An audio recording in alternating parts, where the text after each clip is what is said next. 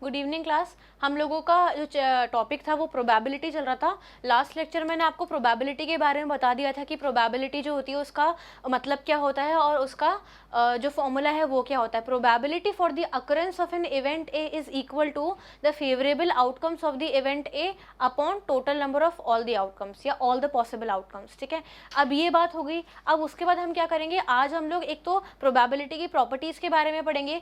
कुछ चांसेस होती है, टाइप ऑफ चांसेस, जैसे कि गुड चांस होती है, पुअर चांस होती है, इम्पॉसिबल चांस होती है, श्योर चांस होती है, इवन चांस होती है, इसके बारे में पढ़ेंगे।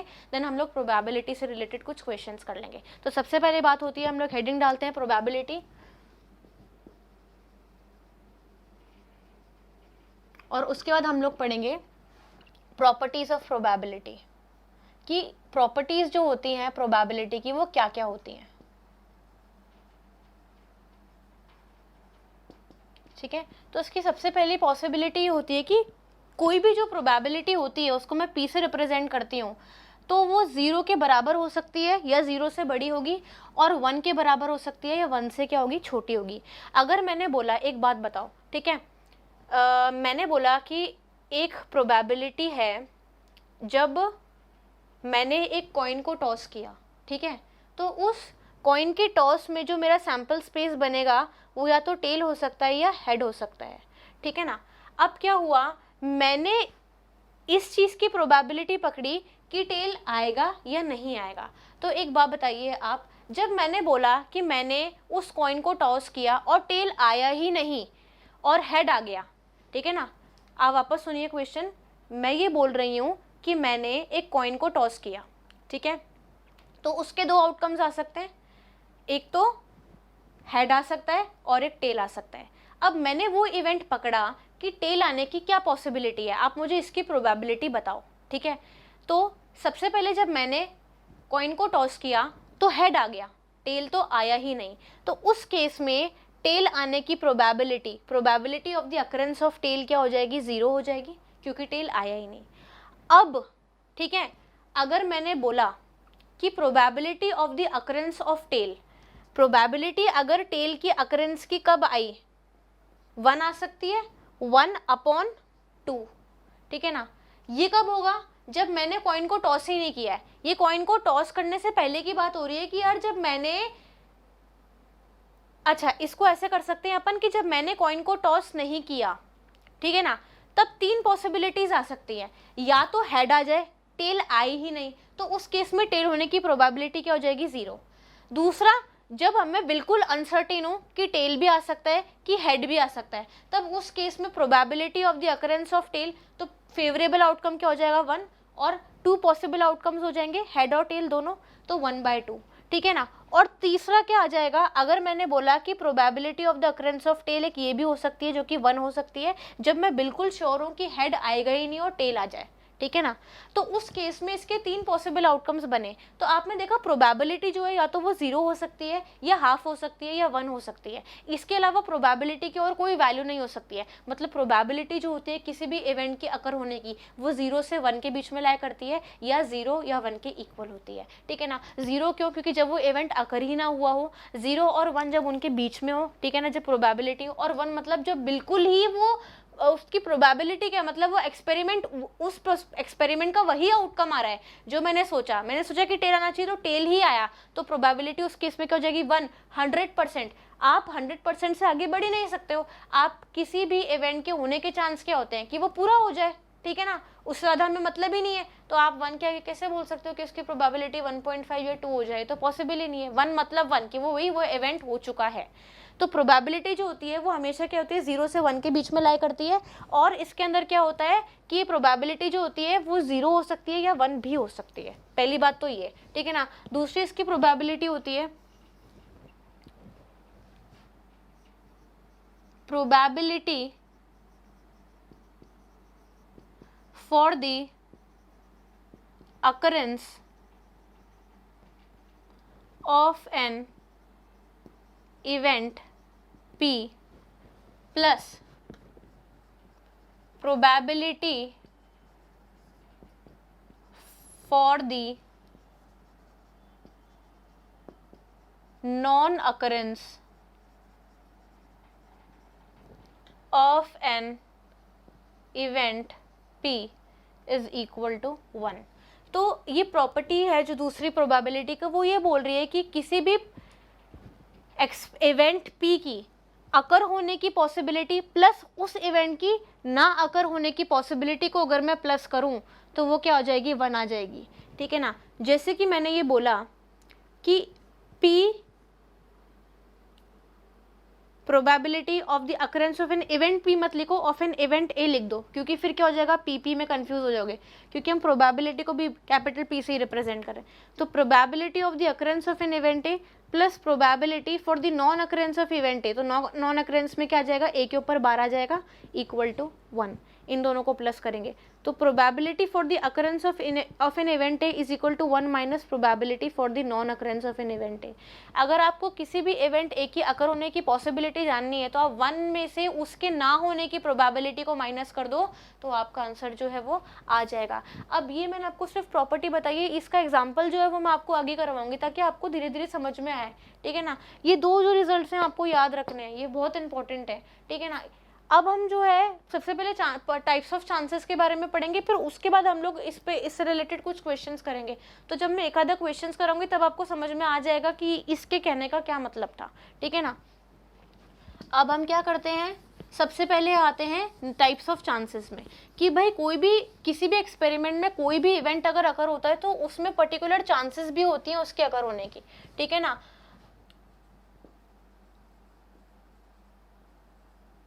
Types of chances. ठीक है ना। तो सबसे पहला आता है इसके अंदर इवन चांस। ठीक है ना। तो इवन चांस क्या होता है, किसी भी एक्सपेरिमेंट के अंदर किसी भी इवेंट के होने की चांस और ना होने की चांस इक्वल हो तो उसको हम क्या बोलेंगे, इवन चांस। जैसे कि in an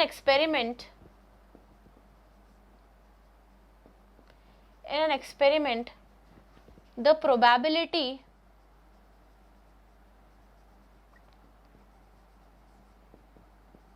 of an occurrence of an event is equal to the probability of non-occurrence of that event। Example देखो कि देखो सबसे पहली बात तो किसी भी एक्सपेरिमेंट के अंदर अगर किसी भी इवेंट के होने की पॉसिबिलिटी उतनी ही इक्वल हो जितने उसके ना होने की पॉसिबिलिटी हो तो उस केस में क्या हो जाएगा, हम क्या बोलेंगे, उसके होने के इवन चांस है। एग्जाम्पल जैसे कि अगर if a lady is about to give a birth, ठीक है ना, तो क्या होगा कि उसमें इवन पॉसिबिलिटी हो सकती है कि वो जो है वो बेबी जो है वो एक गर्ल भी हो सकता है, वो एक बॉय भी हो सकता है। तो हमारे पास इवन चांस है कि गर्ल और बॉय होने की इवन चांस है, इक्वल चांस है कि अगर गर्ल की होने की चांस इतनी 50% है तो बॉय के होने की चांस भी 50% है। जैसे मैंने कॉइन को टॉस किया तो हेड आने की इक्वल चांस है और टेल आने की भी इक्वल चांस है, तो उस केस में उनके होने की चांसेस क्या हो जाती है, इवन हो जाती हैं। ठीक है। उसके बाद हम नेक्स्ट टाइप के चांस के बारे में पढ़ते हैं, श्योर या सर्टेन। श्योर या सर्टेन, ठीक है ना। तो श्योर इवेंट क्या होता है, जिसमें हमको particularly we are very sure that the event will occur. ठीक है ना। If in an experiment if we are sure about the occurrence of an event,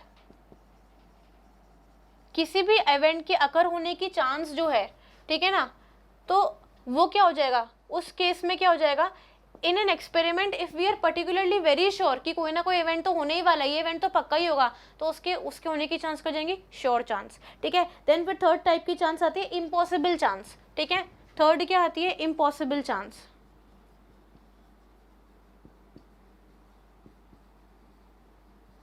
impossible chance में क्या होता है, if we are totally sure that the event will not occur. ठीक है ना। In an experiment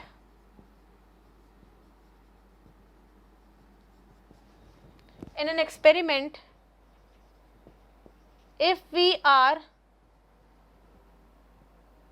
sure that the event will not occur, that the event will not occur, तो उस case में क्या हो जाएगा, इम्पॉसिबल है, इम्पॉसिबल चांस है कि वो इवेंट कभी हो ही नहीं सकता है। फोर्थ क्या आती है, गुड चांस। गुड चांस क्या होती है, इन an experiment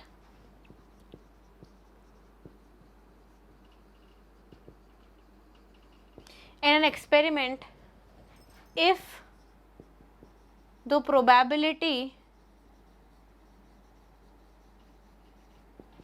of occurrence of an event is more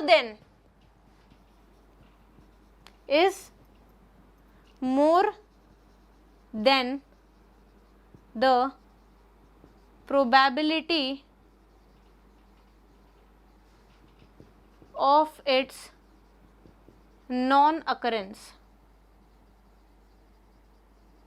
तो गुड चांस का मतलब क्या होता है, गुड चांस का मतलब ये होता है कि किसी भी एक्सपेरिमेंट में किसी भी इवेंट होने की जो पॉसिबिलिटी होती है, ठीक है ना, वो होना ज़्यादा है, ठीक है ना, as compare to its possibility of ना होना, ठीक है ना। भाई किसी भी एक्सपेरिमेंट के अंदर अगर आप किसी भी इवेंट होने की चांसेस ज़्यादा देखते हैं कि ज़्यादा हो सकता है एज कंपेयर टू इसके ना होने की चांसेस, तो उस केस में हम क्या बोलेंगे, उसको गुड चांस, ठीक है ना। फिर हमारे पास आती है एक लास्ट पुअर चांस, जिसको मैं ऊपर लिख रही हूँ, फिर मैं आपको सारे चांसेस वापस एक बार एक्सप्लेन करूँगी ताकि आपको क्लियर हो जाए।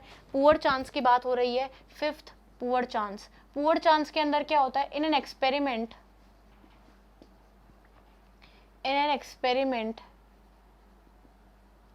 the probability of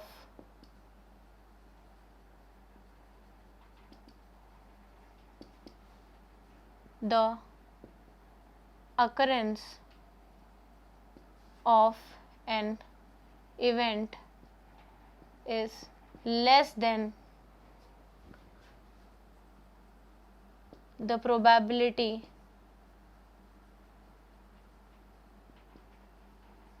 of its non occurrence. क्या होता है कि अगर किसी भी एक्सपेरिमेंट के अंदर किसी भी इवेंट के होने के चांसेस बहुत कम हो एज कंपेयर टू उसके ना होने के चांस को, तो उस केस में हम क्या बोलेंगे, वो एक पुअर चांस है। तो हमने 5 टाइप के चांसेस के बारे में पढ़ा। सबसे पहले हमने इवन चांस के बारे में पढ़ा। तो इवन चांस क्या होता है कि किसी भी एक्सपेरिमेंट में अगर किसी भी इवेंट के होने के और ना होने के चांसेस अगर इक्वल होते हैं तो उस केस में क्या हो जाता है, उसको हम इवन चांस बोलते हैं। सेकेंड आता है श्योर या सर्टेन। सर्टेन चांस में क्या होता है, हमको बिल्कुल पता होता है कि एक एक्सपेरिमेंट के अंदर ये इवेंट तो होना ही है, ये तो बिल्कुल ही श्योर पॉसिबिलिटी है, तो उस केस में हम बिल्कुल सर्टेन होते हैं, तो वो श्योर चांस होता है। देन होता है इम्पॉसिबल चांस। इम्पॉसिबल चांस ये होता है कि हमको जब बिल्कुल ही श्योर है कि ये तो हो ही नहीं सकता है, तो उस केस में क्या हो जाएगा, इम्पॉसिबल चांस। जैसे मैंने ये बोला कि मैंने कॉइन को टॉस किया लेकिन मुझे बताओ 1 आने की प्रोबेबिलिटी क्या है, तो पॉसिबल ही नहीं है, क्योंकि किसी भी कॉइन को मैं टॉस करूँ तो 2 आउटकम्स आ सकते हैं, हेड और टेल, 1 तो आ ही नहीं सकता। तो उस केस में 1 इज द मोस्ट अनश्योरेबल चांस, मतलब मोस्ट अनश्योरेबल इवेंट दैट कैन अगर, इम्पॉसिबल इवेंट की अगर हम बात करें तो वो हो जाएगा, ठीक है ना, गुड चांस। ठीक है, गुड चांस में क्या होता है कि किसी भी इवेंट, किसी भी एक्सपेरिमेंट में किसी भी इवेंट होने की जो पॉसिबिलिटी होती है, ठीक है ना, वो ज़्यादा है एज कम्पेयर टू उसके ना होने की पॉसिबिलिटी, तो उस केस में उसको क्या बोलेंगे, गुड चांस। और हमारे पास फिर लास्ट आता है पुअर चांस। पुअर चांस का मतलब क्या होता है कि अगर किसी भी एक्सपेरिमेंट के अंदर किसी भी इवेंट होने कि ना होने की पॉसिबिलिटी अगर ज़्यादा है तो उस केस में क्या हो जाती है, पुअर चांस आ जाती है। ठीक है, तो हमने 5 टाइप के चांसेस के बारे में पढ़ा। अब हम क्या करते हैं, ये हमने सारी टर्मिनोलॉजीज पढ़ ली, हम लोगों ने प्रोबेबिलिटी के बारे में पढ़ लिया, प्रोबेबिलिटी की डेफिनेशन के बारे में पढ़ लिया, उसके फॉर्मूले के बारे में पढ़ लिया, ठीक है ना। फिर हम लोगों ने क्या किया, हम लोगों ने प्रॉपर्टीज ऑफ प्रोबेबिलिटी के बारे में पढ़ा कि उसकी 2 प्रॉपर्टीज होती है। पहली प्रॉपर्टी तो ये होती है कि भाई प्रोबेबिलिटी जो होती है वो 0 या 1 के इक्वल हो सकती है या फिर 0 और 1 के बीच में ही लाई करती है। और इसके अलावा दूसरी क्या थी, probability for the occurrence of an event P plus probability for the non occurrence of event P is equal to 1। दोनों को अगर मैं प्लस करूँ तो 1 ही आएगा। ठीक है, अब हम कुछ एक आधा क्वेश्चन कर लेते ताकि हमको थोड़ा सा क्लियर हो जाए प्रोबेबिलिटी के बारे में। तो सबसे पहला वाला जो क्वेश्चन है वो ये है, a die is thrown once, what is the probability of. ठीक है ना, अ डाई, क्वेश्चन 1 लिखते हैं, a die is thrown once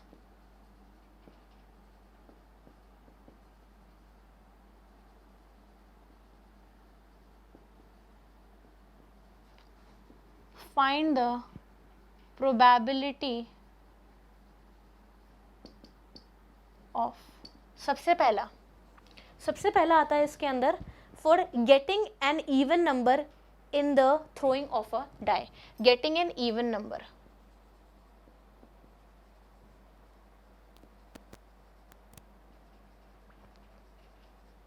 अब देखो इसके अंदर क्या होता है, देखो सबसे पहले हमको क्या करना है, गेटिंग एन इवन नंबर, तो मैंने माना इसकी प्रोबेबिलिटी क्या है, पीई, तो फॉर्मूला क्या था, number of favourable outcomes of E upon total number of outcomes. पहले आप इसका सैंपल स्पेस बनाओ, जब मैंने किसी भी कॉज को, मैंने किसी भी डाई को थ्रो किया तो मेरे पास 6 पॉसिबल आउटकम्स आए, ठीक है ना, ये 6 पॉसिबल आउटकम्स आ गए। अब इवन नंबर इसमें से कितने हो सकते हैं, 3 ही इवन नंबर होते हैं, क्या हो जाएंगे, इवन नंबर होने की जो सैंपल स्पेस है वो क्या बनेगा, 2, 4 और 6, तो probability for the in the favour of an event E, तो इसके अंदर आउटकम्स जो हैं, जो कि इसके फेवर में है वो 3 आउटकम्स हैं, और टोटल नंबर ऑफ आउटकम्स कितने हो जाएंगे, 6, ठीक है, तो इसकी प्रोबेबिलिटी क्या हो जाएगी, 1/2, ठीक है, तो probability of getting an even number is 1/2। दूसरा है गेटिंग एन ऑड नंबर, ठीक है ना, गेटिंग एन ऑड नंबर। अब मेरे को पता है कि मेरे पास टोटल जो आउटकम्स हैं वो क्या है, 6 हैं। अब ऑड नंबर उसमें से कितने, ऑड नंबर के आउटकम्स कितने आ जाएंगे, 1, 3 और 5, तो टोटल नंबर ऑफ आउटकम्स कितने हो गए, 3, तो फेवरेबल आउटकम्स कितने हो गए, 3 upon total number of outcomes 6, तो 1/2। अगेन इसके होने की प्रोबेबिलिटी भी क्या है, हाफ है, ठीक है ना। देन थर्ड बात आती है getting a natural number, getting a natural number.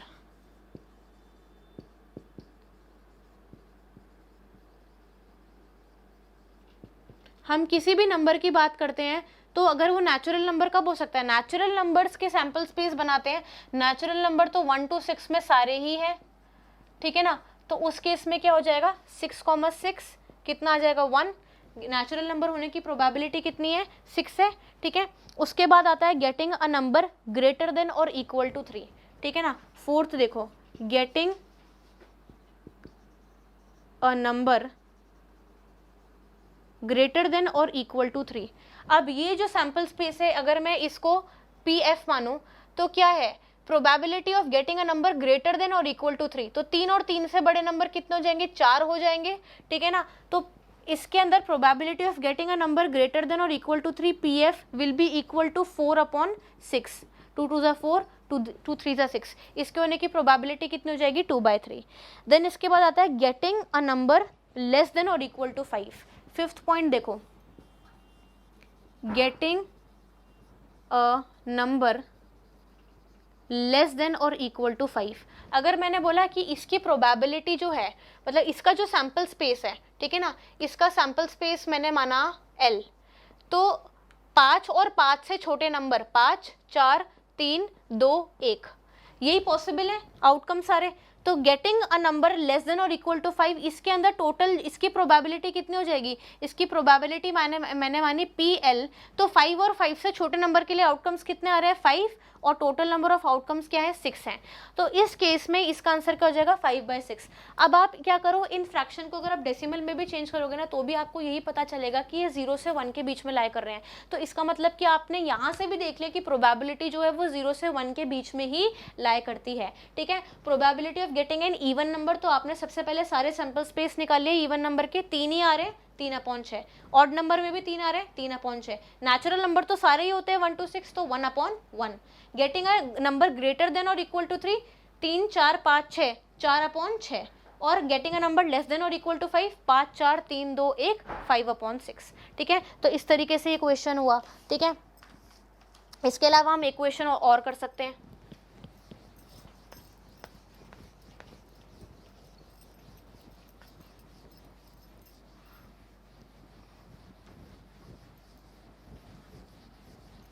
दूसरा क्वेश्चन देखो, दूसरा ये क्वेश्चन है, a coin is tossed, find the probability of getting.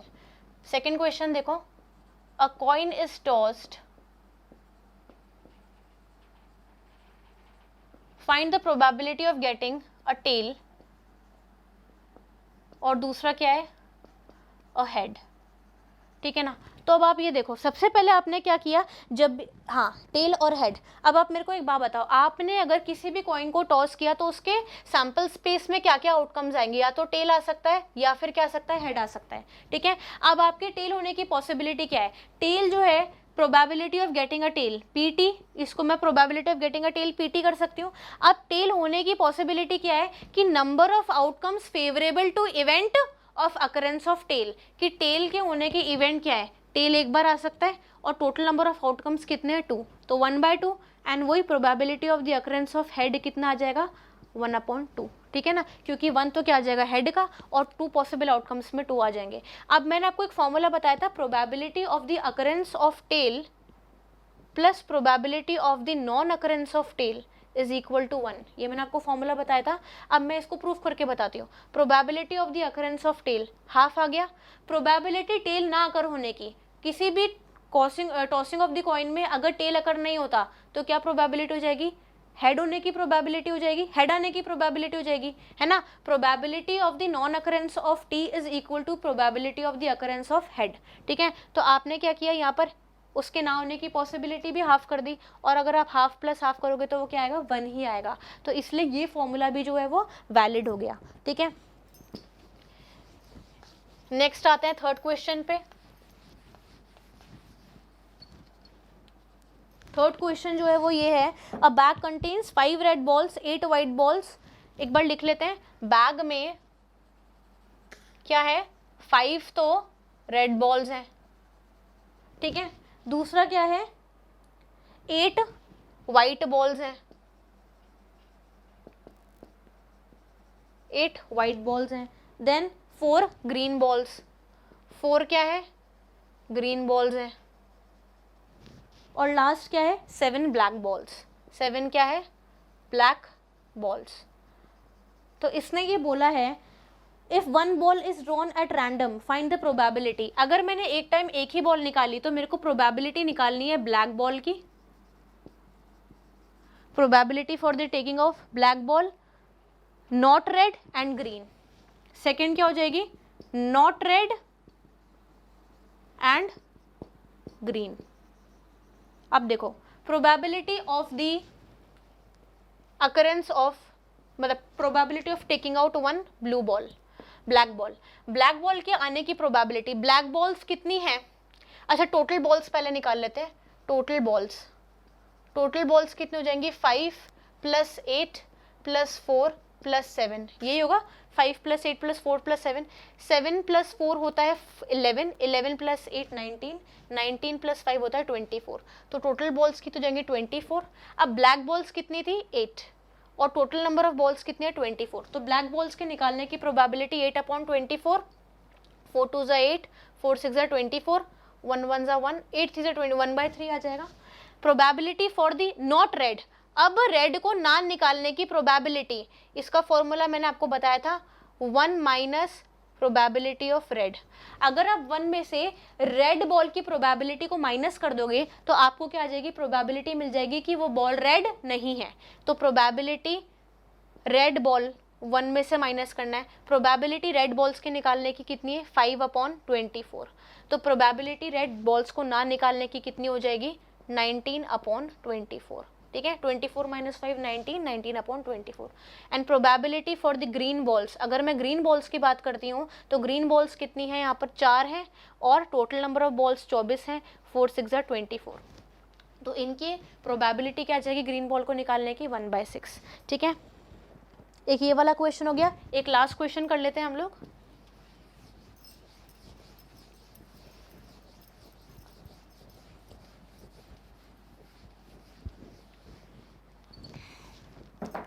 Question number 4 है। क्वेश्चन नंबर 4 ये है, a coin is tossed 80 times and tail occurs 43 times. ठीक है ना, कॉइन जो है टॉस किया, टॉस्ड 80 टाइम्स, ठीक है ना, एंड टेल अकर्स 43 टाइम्स। ठीक है। अब इसने ये बोला है find the probability of getting a tail और हेड, ठीक है ना, find the probability of getting a tail और हेड। अब एक बात बताओ, मैंने अगर बात करी कि अगर मैंने 80 बार कॉइन को टॉस किया, ठीक है ना, तो मैंने एक एक्सपेरिमेंट को कितनी बार मैंने परफॉर्म किया, 80 टाइम्स, तो टोटल नंबर ऑफ आउटकम्स कितने हो जाएंगे, 80। अब उसमें से 43 टाइम्स तो टेल ही आ गया, ठीक है ना, 43 टाइम्स तो क्या आ गया, टेल आ गया। तो हेड कितनी टाइम्स आएगा, हेड अकर्स 80 माइनस 43, ठीक है, 10 माइनस 3 7 और 7 माइनस 4 3, 37 टाइम्स क्या है मेरे पास, क्या आ जाएगा, हेड आ जाएगा। अगर मैंने 80 बार कॉइन को टॉस किया तो उसमें से 37 टाइम्स तो क्या है, हेड आ रहा है, और 43 टाइम्स क्या आ रहा है, टेल आ रहा है। तो इसने बोला है probability for the occurrence of tail, probability for the occurrence of tail and head, ठीक है ना। तो probability for the occurrence of tail, probability for the occurrence of tail 43, tail कितनी बार है 43, टोटल नंबर ऑफ आउटकम्स कितने थे 80, तो 43 अपॉन 80, और हेड के होने का आउटकम्स कितना आया 37 अपॉन 80, ठीक है।